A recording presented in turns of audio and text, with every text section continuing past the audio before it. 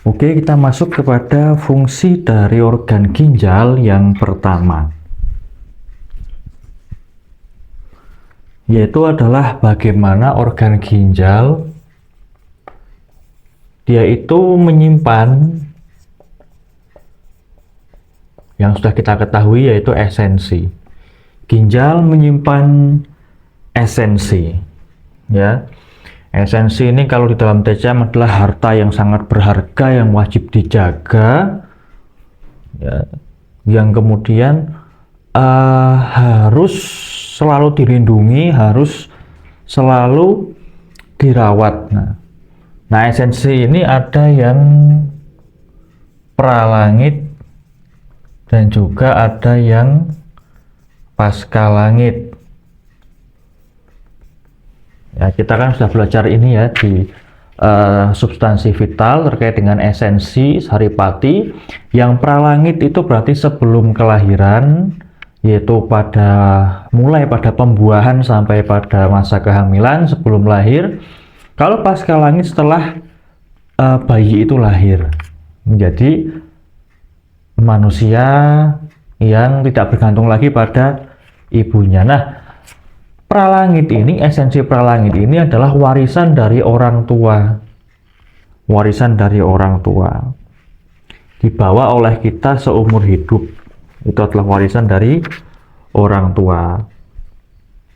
Nanti ketika di masa kehamilan sebelum kelahiran, di dalam kandungan, esensi pralangit inilah yang menyuburkan si janin, menyuburkan calon bayi yang ada di dalam kandungan, memberikan nutrisi. Nah, nanti ketika setelah kelahiran akan mengendalikan pertumbuhan, kemudian perkembangan, termasuk juga pada kematangan seksual dan juga pada kesuburan, nanti juga pada kekuatan fisik dan juga vitalitas.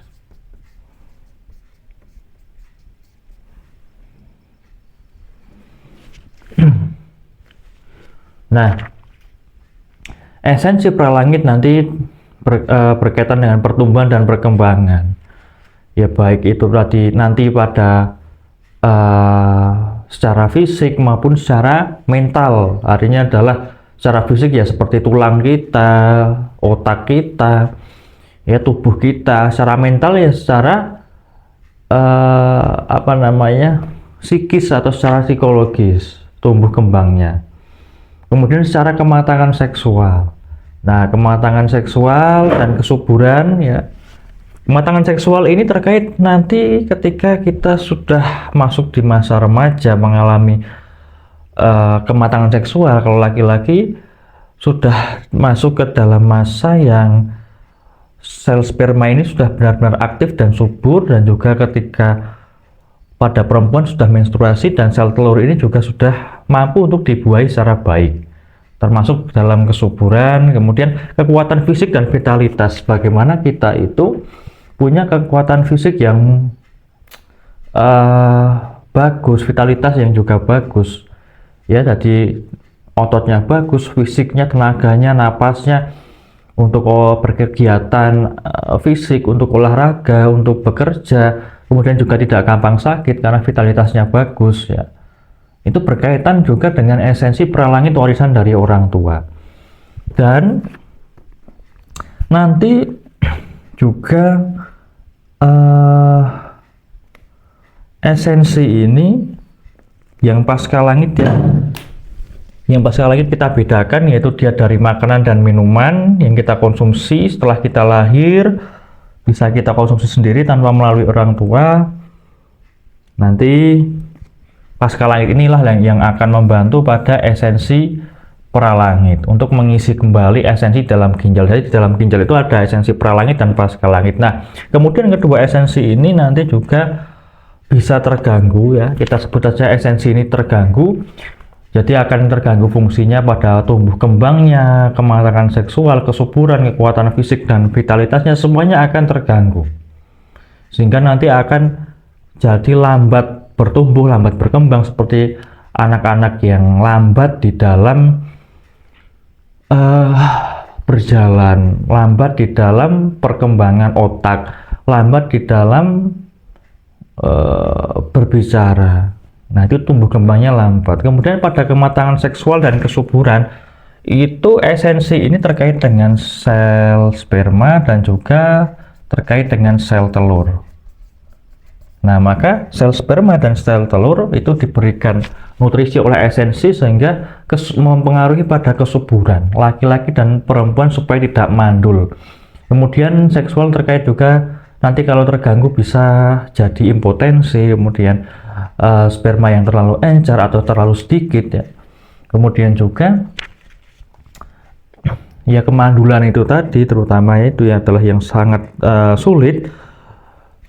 Kemudian kekuatan fisik dan vitalitas, ya, orangnya jadi lemah kalau terganggu, jadi gampang sakit, berkegiatan fisik tidak kuat ya, seperti itu.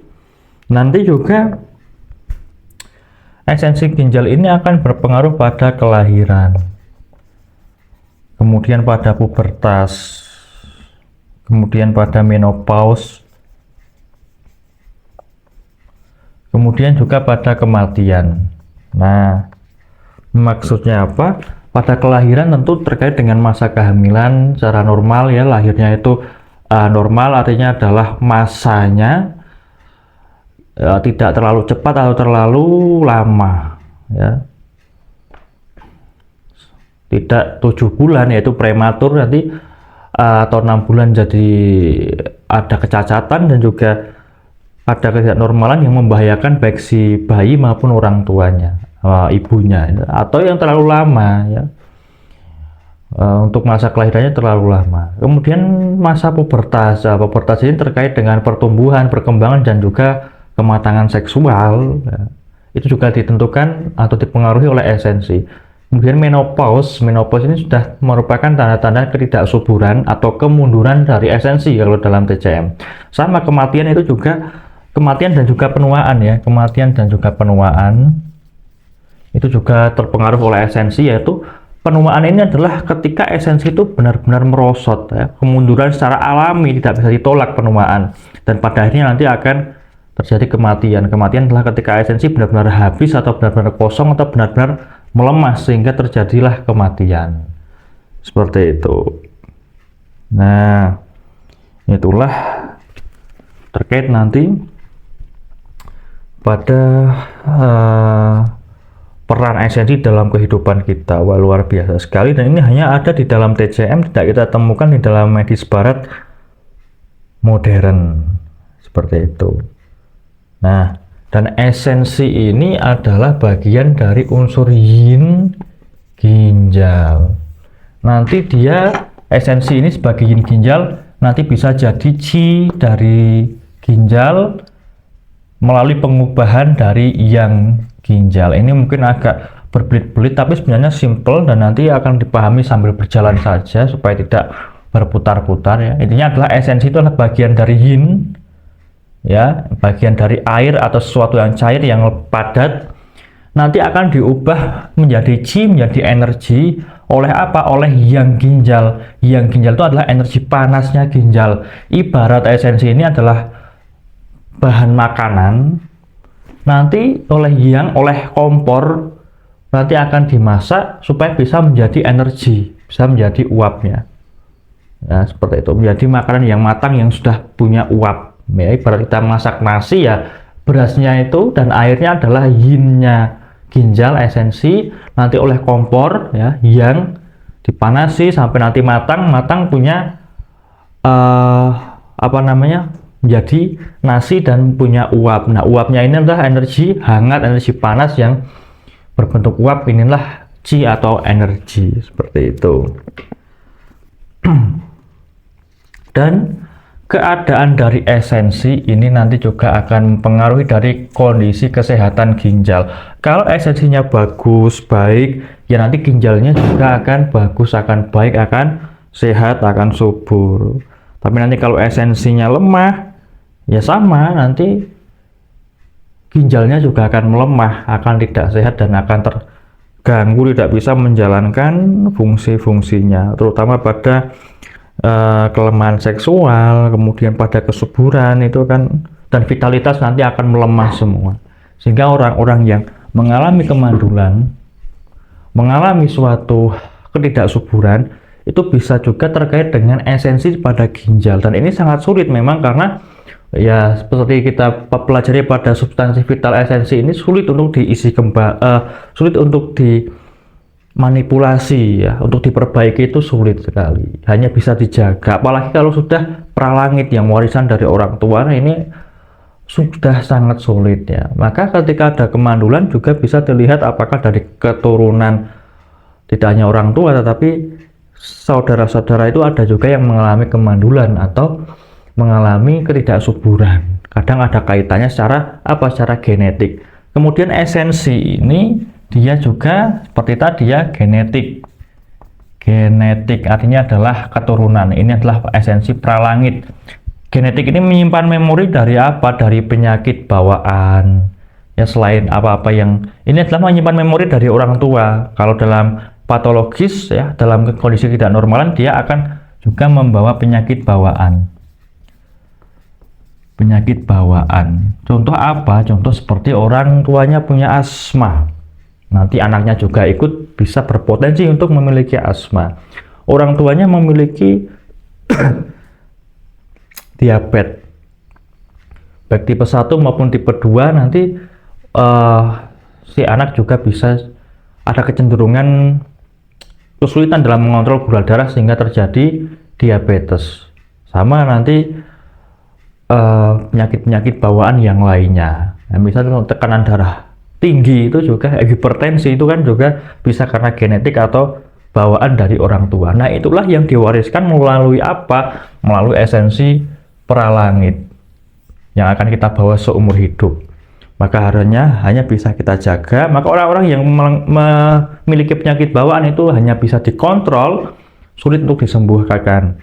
Untuk disembuhkan sulit, hanya bisa dikontrol, dikendalikan, dan kita tingkatkan kualitas hidupnya agar tidak terlalu parah ya, dan mengganggu aktivitas yang krusial, yang penting-penting seperti itu. Oke, saya kira kita cukupkan dulu supaya nggak kepanjangan dan kita potong.